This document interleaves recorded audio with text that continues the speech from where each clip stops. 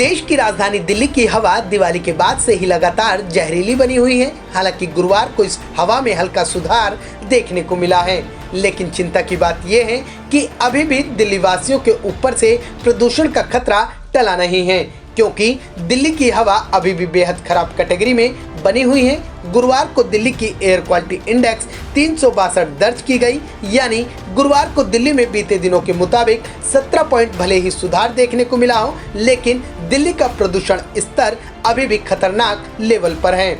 वहीं मौसम वैज्ञानिकों की माने तो दिल्ली की हवा में रविवार तक सुधार देखने को मिल सकता है, क्योंकि मौसम विभाग का अनुमान है कि रविवार को दिल्ली में तेज हवा चल सकती है, जिसके चलते प्रदूषण के स्तर में सुधार देखा जा सकता है।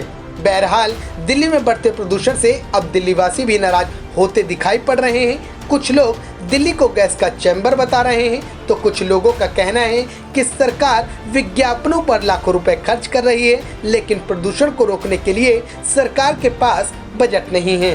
दिल्ली तो एकदम से गैस का चैम्बर हो गया है, सांस लेना यहाँ बहुत मुश्किल हो गया है और जैसे दम घोटू हो रहा है, यहाँ दम घुट रहा है लोगों का एकदम से।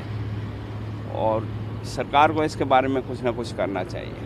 पॉल्यूशन तो दिन पे दिन खराब होता जा रहा है और लगता नहीं कि कोई भी कुछ कर रहा है, सिवाय झूठे आश्वासनों के और अपने एडवर्टीजमेंट से पेपर भरते जाते हैं। उसके लिए तो बजट है और पॉल्यूशन में कुछ भी करने के लिए इनके पास कुछ भी नहीं है, न टाइम है।